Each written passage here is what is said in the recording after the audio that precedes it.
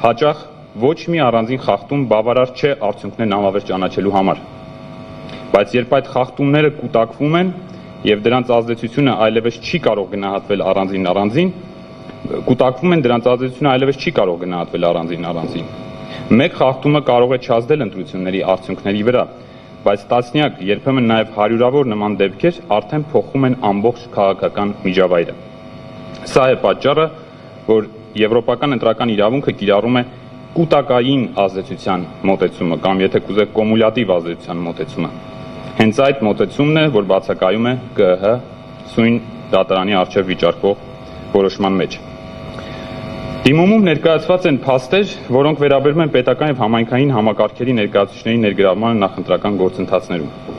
Բարձր դատարան, առաջին հայացքից կարող է թվալ, որ պետական ծառայողը նույնպես քաղաքացի է եւ ունի քաղաքական գործունեությամբ զբաղվելու իրավունք։ Սա իհարկե ճիշտ է, սակայն խնդիրը տվյալ անձի քաղաքական հայացքները չեն։ Խնդիրը նրա պաշտոնական կարգավիճակն է։ Երբ համայնքային աշխատակիցը կամ պետական ծառայողը ներգրավվում է քաղաքական գործընթացներում, առաջանում է հետևյալ հարցը. նա մասնակցում է որպես ազատ քաղաքացի, թե որպես վարչական համակարգի ներկայացուցիչ։ Երբ այդպիսի մասնակցությունը դառնում է զանգվածային եւ համակարգային, ընտրողն այլևս չի տեսնում առանձին մարդկանց։ Նա տեսնում է պետությունը, եւ երբ ընտրողը տեսնում է պետությունը մեկ քաղաքական ուժի կողքին,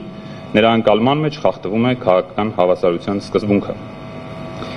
Դիմումում մենք առանձնահատուկ տեղ ենք հատկացրել կրթական հաստատությունների եւ կրթության ոլորտի աշխատակիցների ներգրավման խնդրին, որի մասին անգամ հաղորդում է ներկայացվել Հայաստանի Հանրապետության գլխավոր դատախազությունը։ Սա պատահական չէ, կրթական համակարգը ժողովրդավարական պետությունում պետք է լինի քաղաքականապես չեզոք միջավայր։ Դպրոցը պետական իշխանության գործիք չէ։ Ուսուցիչը քաղաքական հանձնակատար չէ։ Կրթական հաստատությունները ստեղծված չեն ընտրողների վարքագիծը ձևավորելու համար։ Երբ կրթական համակարգի ներկայացուցիչները ներքաշվում են ընտրական գործընթացների մեջ, վտանգվում է ոչ միայն ընտրությունների, այլև հանրային վստահության հիմքը, որտեղ ուսուցիչը հասարակության մեջ ունի առանձնահատուկ հեղինակություն։ Հենց այդ պատճառով միջազգային կազմակերպությունները բազմիցս ընդգրկել են, որ կրթական համակարգի ցանկացած քաղաքականացում պետք է գնահատվի առավել խիստ չափանիշներով։ Դիմումում մենք նաև ներկայացրել ենք համայնքային որոշումների եւ համայնքային կառույցների գործունեության հետ կապված խնդիրներ։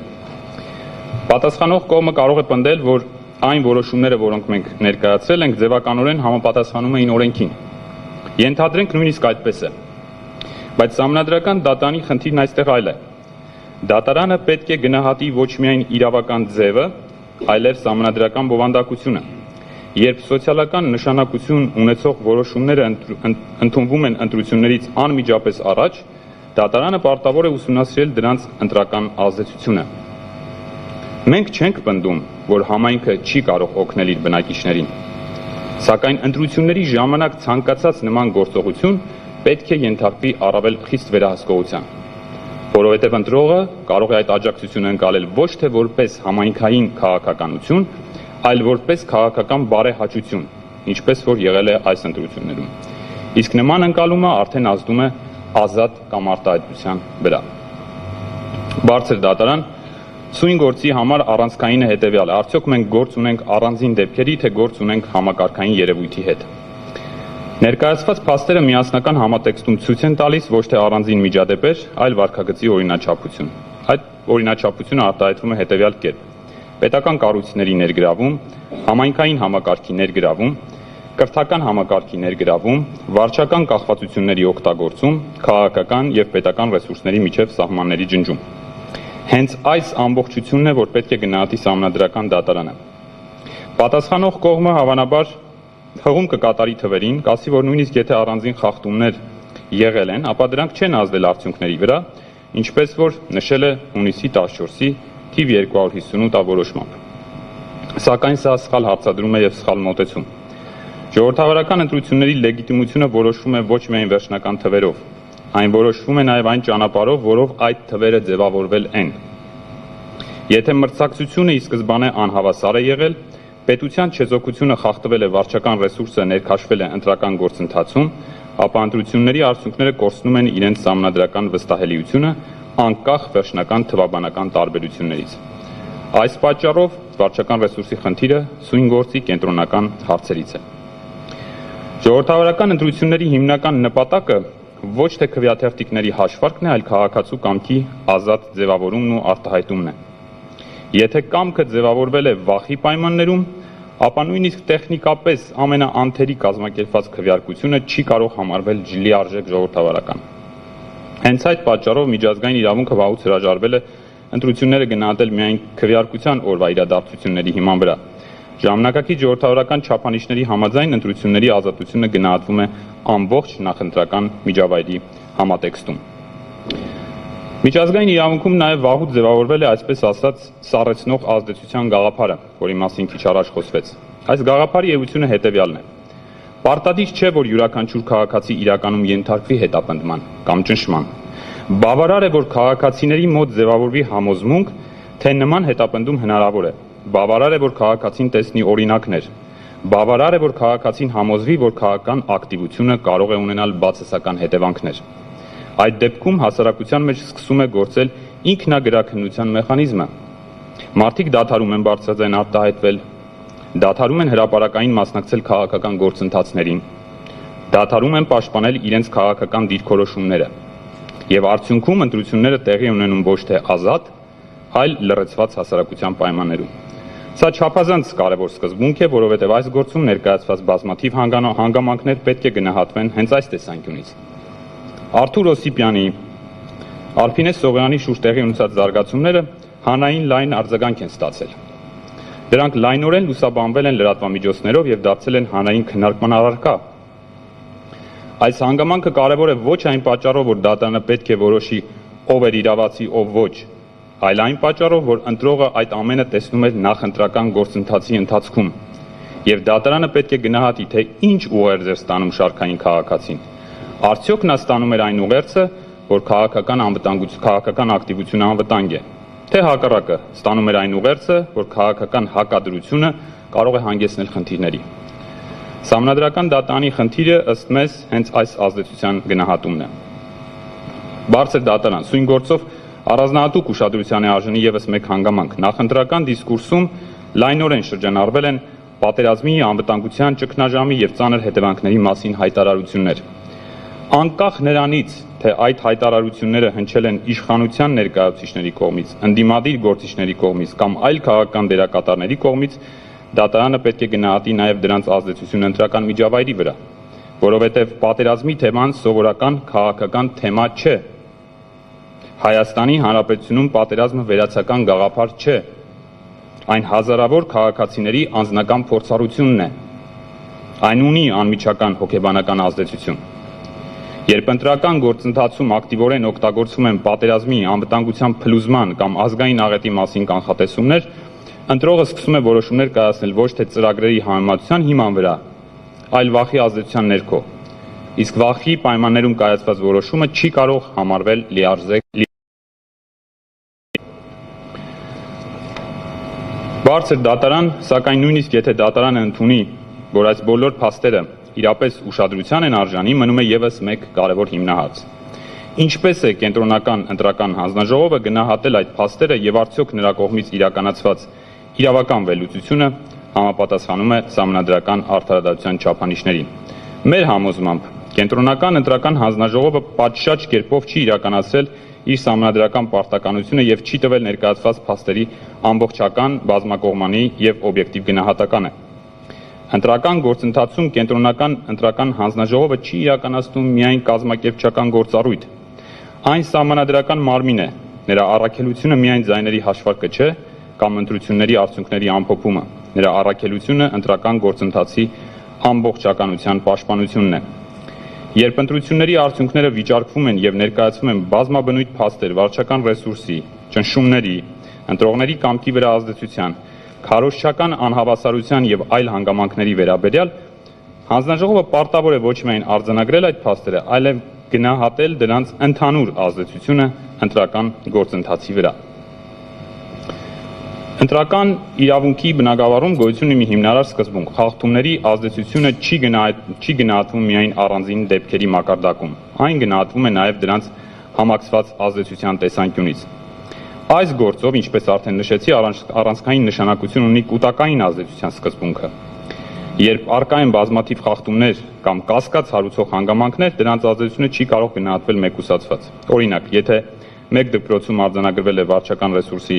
ներգրավում, մեկ համայնքում արձանագրվել է պաշտոնեական ազդեցություն, մեկ վայրում արձանագրվել է ընտրողների նկատմամբ ճնշման վերաբերյալ տեղեկություն, մեկ այլ վայրում արձանագրվել է քաղաքական վախի մթնոլորտ, ապա այդ ամենը միասին կարող են ունենալ այնպիսի ազդեցություն, որը ոչ մի առանձին դրվագ առանձին վերցրած չէր կարող ունենալ։ Սա ոչ միայն իրավական, այլ նաև տրամաբանական սկզբունք է, որովհետև ընտրական միջավայրը մեկ ամբողջություն է։ Ընտրողը չի ապրում իրավական ակտերի առանձին բաժիններում, նա ապրում է իրական հասարակության մեջ։ Նա միաժամանակ հետևում է լրատվամիջոցներում, տեսնում պաշտոնատար անձանց վարքագիծը, տեսնում քաղաքական հակառակորդների նկատմամբ վերաբերմունքը, տեսնում է պետական կառույցների ներգրավվածությունը եւ իր քաղաքական որոշումը ձևավորում է այդ ամբողջ ազդեցությունների համակցության ներքո։ Հետևաբար նույն սկզբունքով պետք է գործի նաև այս դատարանը։ Բարձր դատարան 258 որոշման մեջ առկա է մի ուշագրավ հակասություն։ Մի կողմից հանձնաժողովը փաստացի ընդունում է, որ ընտրական գործընթացում առկա են եղել առանձին խախտումներ եւ խնդիրներ, մյուս կողմից այն եզրակացնում է, որ դրանք չեն կարող ազդել ընտրությունների արդյունքների վրա։ Սակայն որոշման մեջ բացակայում է այն վերլուծությունը, որը կբացատրեր, թե ինչու այդ բոլոր խախտումների համակցությունը նույնպես չի կարող ազդել արդյունքների վրա։ Այլ կերպ ասած, հանձնաժողովը պատասխանել է առաջին հարցին, բայց չի պատասխանել երկրորդին։ Այն ուսումնասիրել է յուրաքանչյուր աղյուսը, բայց չի ուսումնասիրել շենքը։ Այս բացն է, որ Սահմանադրական դատարանը պարտավոր է լրացնել։ Կենտրոնական անվավեր ճանաչված տեղամասերի նշանակությունը։ Կենտրոնական ընտրական հանձնաժողովը ինքն է արձանագրել, որ առանձին ընտրատեղամասերում արդյունքները պետք է անվեր ճանաչվեն։ Սա չափազանց կարևոր հանգամանք է, որովհետև այն ցույց է տալիս, որ ընտրական գործընթացի նկատմամբ ներկայացված մտահոգությունները զուտ տեսական չեն եղել։ Հանձնաժողովը ինքն է ընդունել, որ որոշ դեպքերում խախտումները հասել են այնպիսի աստիճանի, որ պահանջել է արդյունքների անվավեր ճանաչում, սակայն այստեղ ծագում է բնական հարց։ Եթե արդեն իսկ արձանագրված են այնպիսի խախտումներ, որոնք հանգեցրել են տեղամասային արդյունքների անվավերության,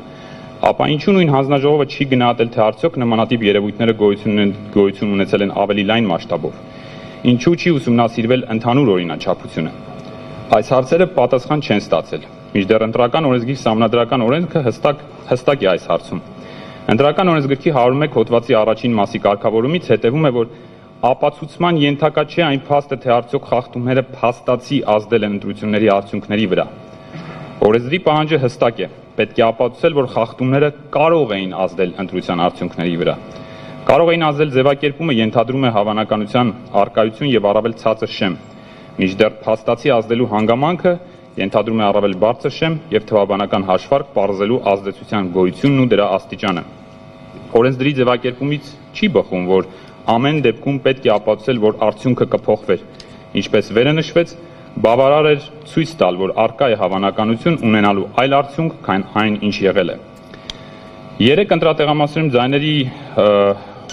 ընդհանուր գումարը շուրջ 3500 էր, իսկ կոնկրետ Բարգավաճ Հայաստան կուսակցությանը պակասում էր 156 ձայն ընտրական շեմը հաղթահարելու համար։ Արդյունքում կարող էր փոխվել ազգային ժողովում ուժերի ներկայացվածությունը եւ մանդատների քանակը, ընդ որում խախտումները Բարգավաճ Հայաստան կուսակցության օգտին չէին։ Հետևաբար խախտումները կարող էին ազդեցություն ունենալ ընտրության արդյունքների վրա։ ԿՀՀ-ի 258 որոշմամբ արձանագրել է, որ 3 ընտրատեղամասերում ընտրության արդյունքների անվավեր ճանաչումը չի ազդում ընտրության արդյունքների վրա։ Մեկ բան ակնհայտ է, որ այդ եզրահանգմանը հանձնաժողովը եկել է առանց բավարար չափով վերլուծություն անելու եւ անվավերության ազդեցության չափը ընդհանուր առմամբ գնահատելու համար։ Հաջորդիվ Կենտրոնական ընտրական հանձնաժողովի նախագահը հանդես եկավ հայտարարությամբ, որով արձանագրեց. հավասար ընտրական իրավունքի տեսանկյունից եւս խնդիրը ակնհայտ է։ Վերաքվյարկությունը կարող է խախտել ընտրողների հավասարությունը, քանի որ ընտրողների մեկ խումբը հայտնվում է մյուսներից էապես տարբեր ելակետային պայմաններում։ Նման հետևությունը ոչ այլ ինչ է, քան օրենքի կամայական մեկնաբանում, քանի որ վերաքվյարկության միջոցով արդյունքները շտկելու անհնարինության դեպքում հանձնաժողովը չուներ հայեցողություն եւ չէր կարող ընդունել այլ որոշում, քան ազգային ժողովի ընտրություններն անվավեր ճանաչելու եւ ազգային ժողովի ընտրությունների վերաքվյարկություն նշանակելու մասին։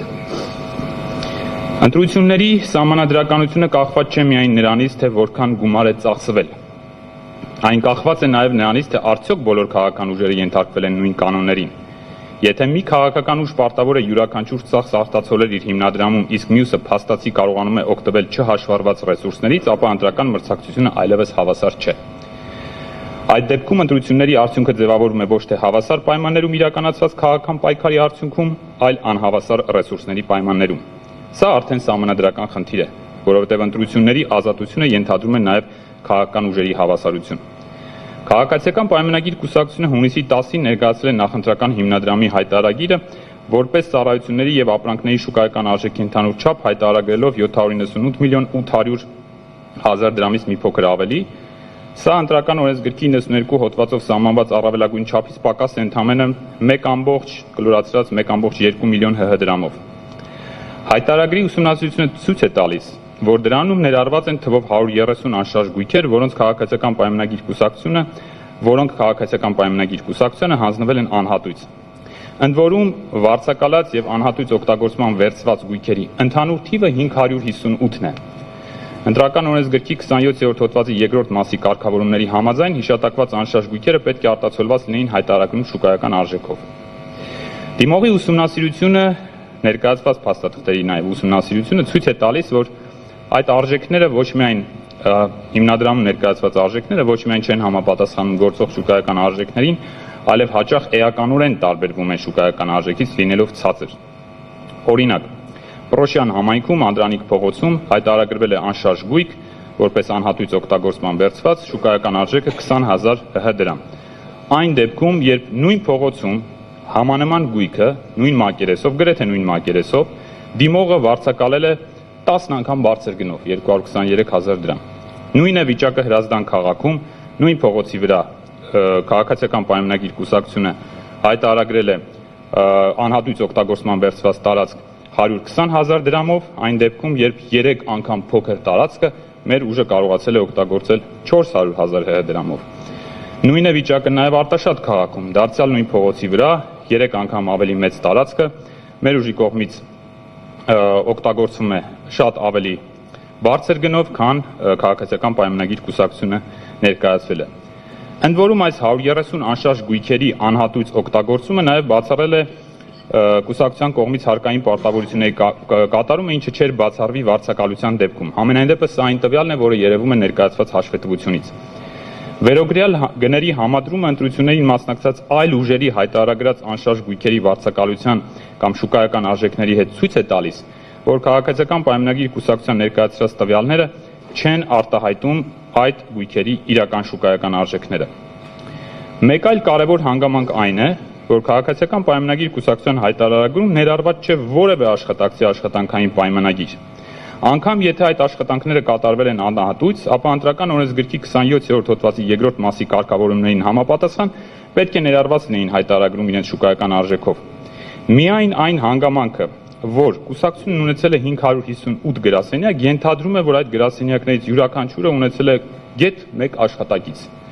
Այդ աշխատակիցների վարձատրությունը ենթակա էր հայտարարագրման, քանի որ վերջիններս ուղղակի մասնակցություն են ունեցել նախընտրական գործընթացում։ Պայմանական տեսականորեն ընդունենք, որ մեկ աշխատակի վարձատրությունը կարող էր հաշվարկվել 100,000 դրամով, եւ այս հաշվարկի դեպքում մենք ունենում ենք առնվազն 55 միլիոն 800 հազար Հայաստանի Հանրապետության դրամ, որը չի հայտարարագրվել նախընտրական հիմնադրամում։ Իսկ եթե սրան հավելենք նաև անհատույց օգտագործված գույքերի շուկայական արժեքները, ապա նախընտրական հիմնադրամի օրենքով սահմանված շեմը քաղաքացիական պայմանագիրը գերազանցել է տասնյակ միլիոնավոր դրամներով։ Հատկանշական է, որ դիմողը իր հայտարարագրում ներառել է շուրջ 260 աշխատանքային պայմանագրեր եւ դրանք ներկայացրել է կենտրոնական ընտրական հանձնաժողովին։ Ինչու է կարևոր այս տեղեկությունների ներկայացումը ԿԸՀ-ին։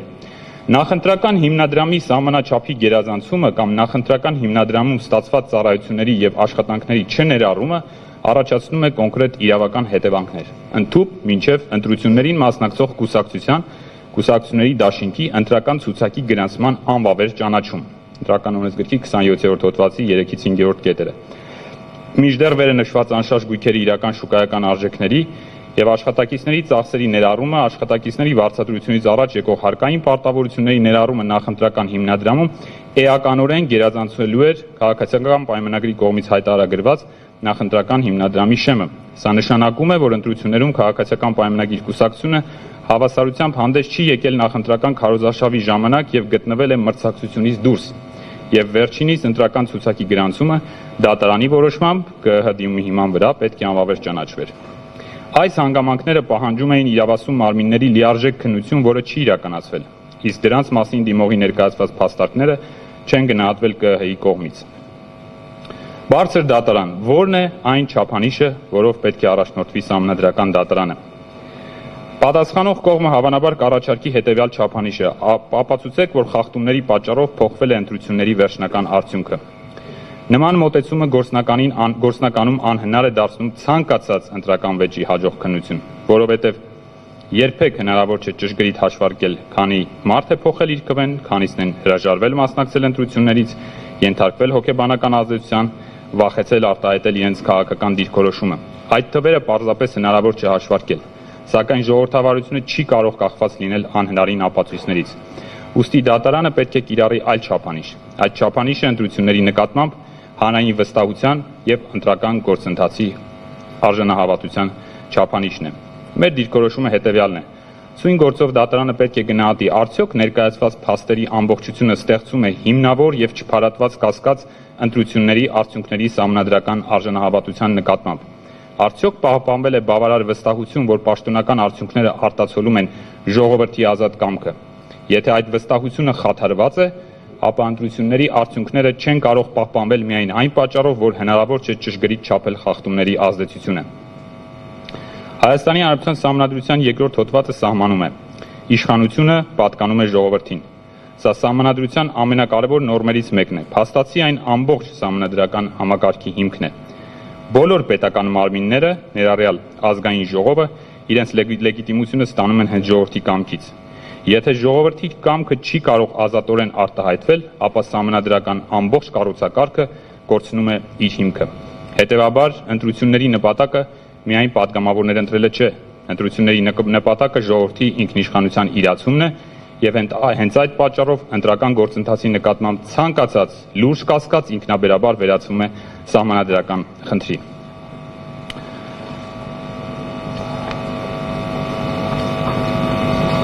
Սահմանադրական դատը ավարտում եմ։ Ավարտում եք։ Ուզում ես զգուշացնել 3 րոպե մնացել։ Շնորհակալ եմ։ Սահմանադրական դատարանի պատմական պատասխանատվությունը։ Բարձր դատարան։ Սահմանադրական արդարադատության պատմության մեջ կան որոշումներ, որոնք վերաբերում են միայն կոնկրետ գործին, բայց կան նաև որոշումներ, որոնք ձևավորում են պետության ապագա սահմանադրական մշակույթը։ Սույն գործը պատկանում է երկրորդ կատեգորիային։ Դատարանի որոշումը կսահմանի, թե ինչպիսի չափանիշներով են ապագայում գնահատվելու ընտրությունները Հայաստանի Հանրապետությունում, եւ դատարանի որոշումը կպատասխանի հետեւյալ հարցին. արդյոք ընտրությունների սահմանադրականությունը կախված է միայն վերջնական թվերից, թե կախված է այն միջավայրից, որտեղ ձևավորվել է ժողովրդի կամքը։ Այս հարցի պատասխանը կարևոր է ոչ միայն այս ընտրությունների համար, այն կարևոր է Հայաստանի Հանրապետության ամբողջ ժողովրդավարական զարգացման համար։ Ուստի ղեկավարվելով Հայաստանի Հանրապետության Սահմանադրությամբ, Սահմանադրական դատարանի մասին Սահմանադրական օրենքով, Ընտրական օրենսգրքով եւ ժողովրդավարական ընտրությունների միջազգային չափանիշներով խնդրում ենք անվավեր ճանաչել Կենտրոնական ընտրական հանձնաժողովի 2026 թվականի հունիսի 14-ի համար 259 որոշումը, անվավեր ճանաչել 2026 թվականի հունիսի 7-ի Հայաստանի Հանրապետության ազգային ժողովի հերթական ընտրությունների արդյունքները։ Շնորհակալություն։ Շնորհակալություն, պարոն Անդրեյան։ Դեմոկրատիա, օրենք, կարգապահություն, կուսակցություն, խնդրեմ։ Կարճատև ընդմիջումը 40 րոպեից, այսինքն եթե ուզում եք կարճատև ընդմիջում կարճ ելույթ ունեցել։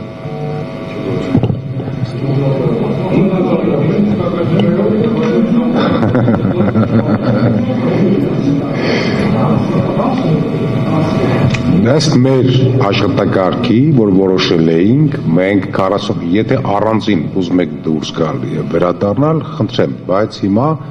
մեր որոշած աշխատակարգային որոշումով 2 ժամ հետո կես ժամանոց ընդմիջում ենք անելու։ 2 ժամին լրանալու մնացել է 40 րոպե։ Ինչ կասեք, արգել եք գործընկերներ։